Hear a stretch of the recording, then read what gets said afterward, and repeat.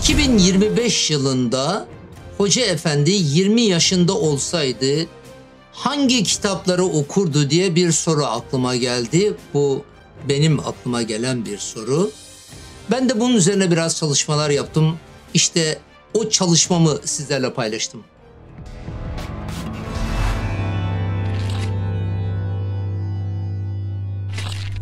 Herkese hayırlı günler diliyorum. Her şey gönlünüzce olsun. Sizin muradınız Allah'ın muradı, Allah'ın muradı sizin muradınız olsun. Yani onun emirleri ve yasakları istikametinde bir hayat sürmeyi Rabbim hepimize nasip ve müyesser eylesin. Geçenlerde aklıma geldi. Benzeri şeyler bana zaman zaman da soruluyor ikili ilişkilerde ya da birebir yüz yüze yapmış olduğumuz sohbetlerde. Acaba diyorlar arkadaşlar, Hoca Efendi genç olsaydı 2024 yılında, 2025 yılında 20 yaşında olsaydı nasıl bir okuma listesi yapardı kendisine? İlginç geldi bana bu soru ve ben de tuttum bunun üzerinde biraz kafa yordum. Şöyle ki önce Hoca Efendi'yi konumlandırdığım yer itibariyle anlatayım. Hoca Efendi zamanın ruhunu okuma becerisini gösterebilmiş bir insandır ve zamanın ruhunu okuma aslında bir alimin en temel özelliklerinden birisi olmak zorundadır. Nasıl böyle bir yargıya vardım? Gidin 1940'lı yıllara, 50'li yıllara, 60'lı yıllara, yani Hoca Efendi'nin hem talebe olduğu, yani ortaokul, lise seviyesinde o yaşlarda bir talebe medresede okuduğu, gerekse hayata yeni başlamış Edirne'de ya da İzmir'de imam olduğu dönemlere bakın. Oralarda göreceğiniz şey hakikaten çok farklı eserler okuyor. Sadece medrese geleneği içerisinde okumuş olduğu eserler değil, farklı farklı alanlarda çok farklı okumalar yapmış. Dolayısıyla aslında Hoca Efendi zaman ruhunu çok erken dönemlerde yaşamış. Bu bir.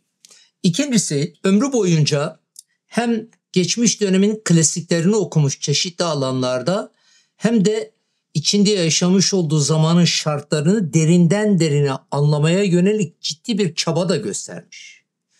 Bir taraftan Kur'an okurken, tefsir okurken veyahut da Necip Fazıl okurken, Nurettin Topçu okurken öbür tarafta Bilim Teknik dergisine üyeymiş ve Bilim Teknik dergisini hiç kaçırmadan okuyormuş. Mısır radyolarını dinliyormuş ama beri tarafta Batı klasikleriyle de beslenmiş veyahut da ne bileyim onları da kendi hinterlandı içerisine almış.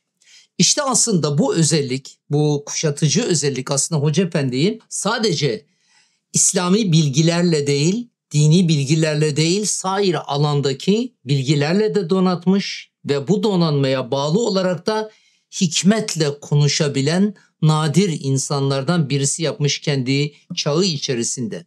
Hani böyle bana propagandist bir dille konuşuyorsun demeyecek olsalar, isterseniz desinler, şunu rahatlıkla söyleyebilirim. Ben isim vermeyeceğim yalnız.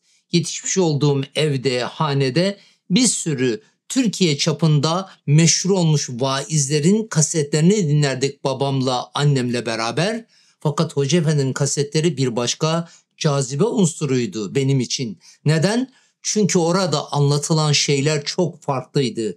Yapılan yorumlar çok farklıydı ve bir genç olarak beni vakum gibi işin içine çekiyordu. Evet, Hoca Efendi 20'li 30'lu yaşlarda olsaydı 2025 yılında acaba ne okurdu sorusu gerçekten ufuk açıcı bir soru. Pekala, çalıştım dediniz. Evet, çalıştım dedim. Ne yaptım ben bu konuda? Yıllar öncesinde, daha sonra Respek'te Kerim Balcı Beyler de yaptılar bunu çok geniş çaplı bir liste olarak. Bir arkadaşımız tutmuştu Hoca Efendi'nin sohbetlerinde ben bu kitabı okudum, ben bu kitabı okudum dediği o kitap isimlerine ayrı bir dosya olarak çalışmıştı. O bende vardı. Bildiğim başka şeyler de vardı. Onları da ilave ettim ve tuttum Hoca Efendi'nin okuma listesini bir kategorize edeyim dedim. Acaba Hoca Efendi hangi kategorilerde kitap okumuş? Öyle ya.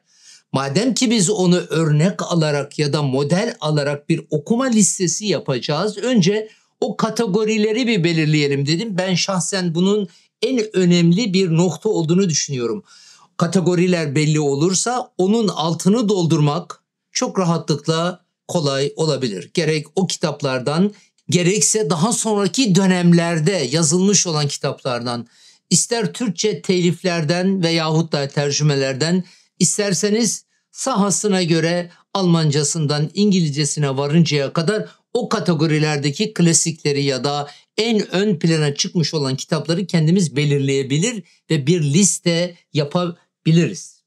Pekala neler okumuş? Bakın ben yanlış hatırımda kalmadıysa evet 13. 13 tane ayrı kategori tespit etmişim. Söyleyeyim. Birincisi alet ve usul ilimleri. Yani dil öğrenimini ki Arapça medresede dolayısıyla sarftı, nahivdi, belagattı, mantıktı, usulü fıkıhtı gibi usul ilimleri ve dil ilimlerini, alet ilimleri diyoruz biz buna. Bunlar bir kategori. İkinci kategori temel İslami bilimler veyahut da ilimler diyelim. Neler onlar? Tefsiri, hadisi, fıkhı, akaid ve kelamı sayın, yani ilerletebilirsiniz daha farklı şeyleri. Dolayısıyla temel İslami bilimler ayrı bir kategori. Tasavvuf aslında temel İslami bilimler içinde ama ben onu ayrı bir kategori olarak değerlendirdim. 3. Tasavvuf ve ahlaka ait kitaplar. Bunlar da bayağı yoğun bir yekün teşkil ediyor Hoca Efendi'nin okumaları arasında. Yani tasavvufi gelenekte yerini alan bizim o klasiklerimiz başta olmak üzere yazılmış, piyasada var ola gelen doktora tezlerine varıncaya kadar birçok kitabı da Hoca Efendi bu arada okumuş. Dördüncü kategori değerli dostlar, siyer, magazi, İslam tarihi veyahut da mezhepler tarihi gibi yine bakın Hoca Efendi'nin uzmanlık alanı diyebileceğimiz ilahi ilimler çerçevesi içerisindeki kitaplar. Yani bu ilk 4 kategori bunları kapsıyor. Efendimiz Aleyhisselatü Vesselam'ın hayatını o kadar çok kitaptan okumuş ki, o kadar çok kitaptan. Beri taraftan sahabe-i kiram dönemini, sahabeyle alakalı yazılmış olan neredeyse bütün kitapları okumuş. Mezhepler tarihi kitaplarını okumuş. O ilk dönem siyer kitaplarının içerisine girmiş. Dikkatinizi çekiyor mu bilmiyorum ama hiç isim vermiyorum. Çünkü önemli olan kategori diyorum. Dolayısıyla 4. kategori siyer, İslam tarihi, mezhepler tarihi gibi kitaplar. Şimdi geliyorum bir başka alana. Neden başka alana? Hani günümüz dünyasında İslami ilimleri alan olarak seçmeyen insanların aslında buradan başlaması bile gerekebilir. Onun için bunlar farklı şeyler. Hoca Efendi'yi farklı kılan hani zamanın ruhunu okumaya yönelik ya da anlamaya yönelik okumalarını geçeceğim şu anda. Zira onun yaşamış olduğu dönemde bunu yapabilen başka kimseler benim görebildiğim, benim bilebildiğim kadarıyla çok yok. Neler? 5. İsterseniz bir deyin buna. Felsefe ve düşünce tarihi. İslam felsefesi, Batı felsefesi, modernite eleştirileri, o kadar çok kitap okumuş ki.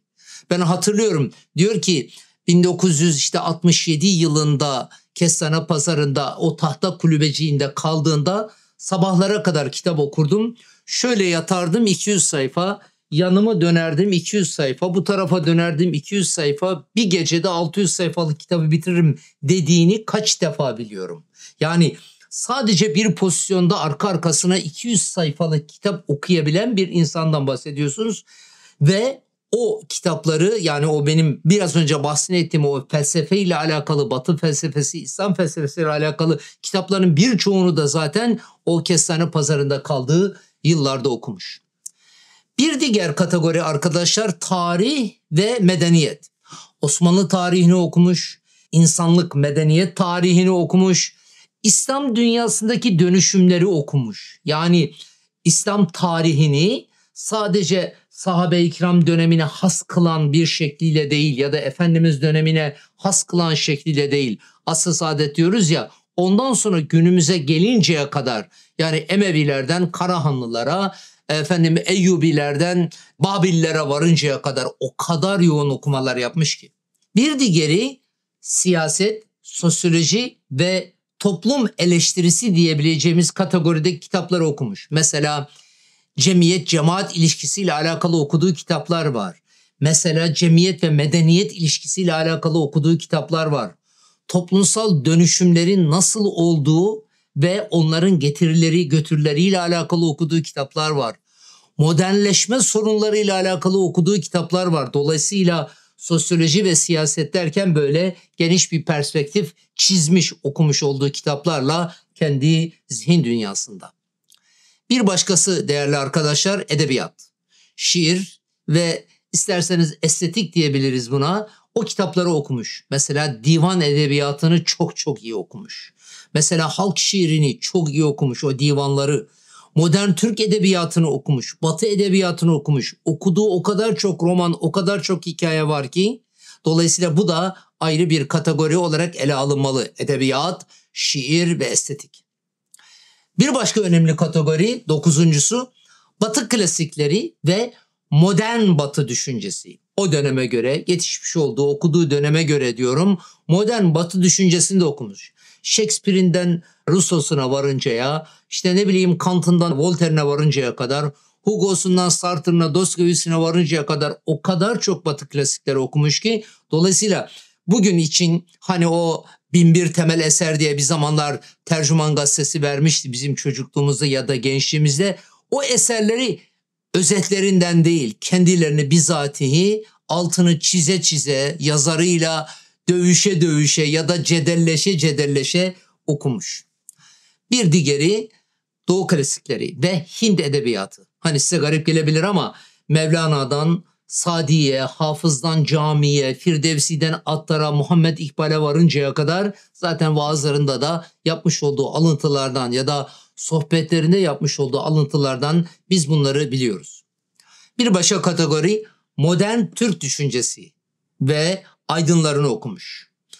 Necip Fazıl'ından Mehmet Akif'ine, Sezai Karakoç'undan Nurettin Topçu'suna, Cemil Meriç'inden Peyami Safası'na, Kemal Tahir'inden işte Yaşar Kemal'ine varıncaya kadar çok kitap okuduğunu da biliyoruz.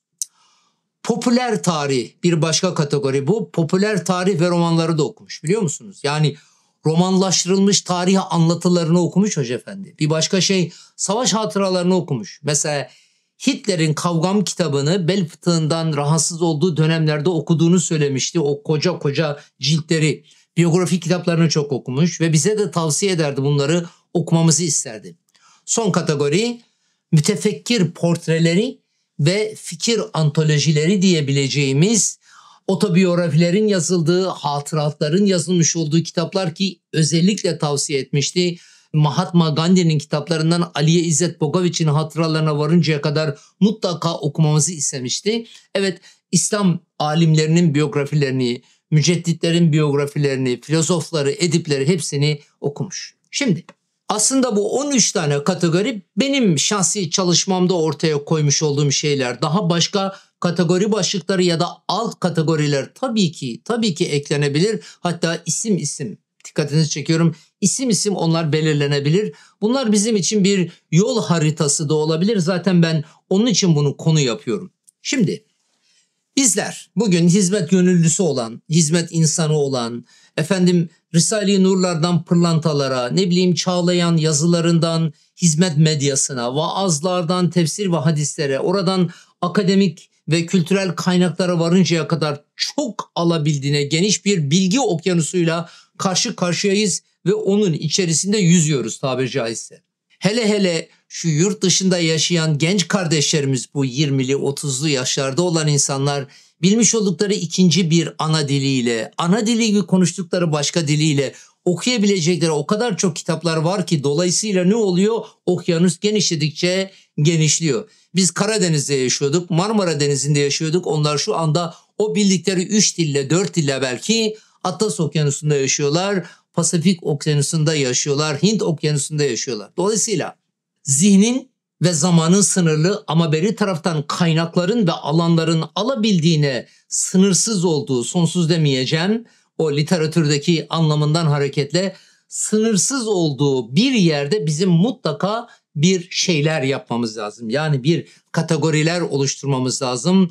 Hani küçük çocuklara diyorlar ya, Bize şunu söylerlerdi. Sen büyüyünce ne olacaksın derlerdi. Biz de onu diyoruz şu anda o dönemin çocukları olaraktan ama şu anın dedeleri veyahut da babaları olarak. Bizim çocuklarımız diyorlar ki bize hayır böyle deme, böyle demen çok yanlış. Nasıl diyeceğiz? 5 yıl sonra, 10 yıl sonra kendini nerede görüyorsun sorusunu sor. Bu soru aslında büyüyünce ne olacaksın sorusuna eşdeğer ama fakat çocuğu düşündüren, ona ufuk veren, ona genişlik kazandıran bir soru diyor. Ben bunu Doğan Cüceloğlu'nun bir kitabında da okumuştum veyahut da bir videosunda da izlemiştim. Evet, 5 yıl sonra kendini nerede görüyorsun? 10 yıl sonra kendini nerede görüyorsun? Bu kitap okuma bağlamında da 5 yıl sonra kendisini, 10 yıl sonra kendisini nerede göreceğini keşfeden ya da tahmin eden ya da belirleyen, hedef olarak, gol olarak onları koyan insanlar işte bu kategorileri mutlaka kendilerine özgü bir şekilde belirlemek zorundadırlar diye düşünüyorum. Pekala Hoca Efendi'nin şahsiyetinden ilham alarak ki bunu konu ediniyoruz ya şu anda, ilham alarak biz nasıl bir şey yapabiliriz? Bir kere dünya görüşümüzü inşa etmek mecburiyetindeyiz. Yani hayat felsefemizi, ahlaki duyarlılığımızı beslemek mecburiyetindeyiz. Üçüncüsü dini hassasiyetimizi korumak zorundayız. Dördüncüsü fikir derinliği kazanmak mecburiyetindeyiz.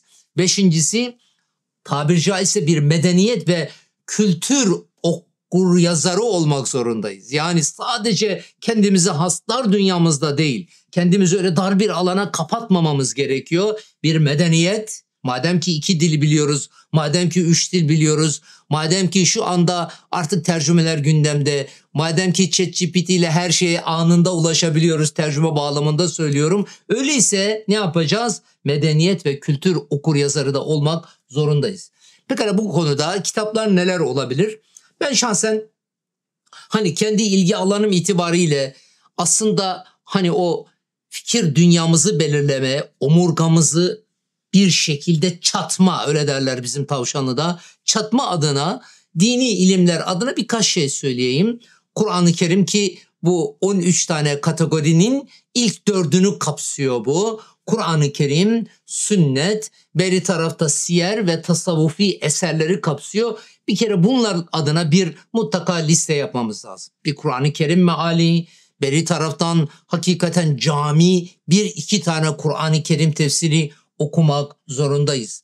Hadis-i şeriflerden kütüb siteyi komple okuyun demiyorum ama hadis-i şeriflerden seçmeler okumak zorundayız. Ne gibi? Bir Riyazu Salihin gibi, bir El-Lü'lü vel Mercan gibi veya Efendimizin hayatını bütünüyle yansıtan Buhari gibi, Müslim gibi bir kitabı mutlaka okumak mecburiyetindeyiz.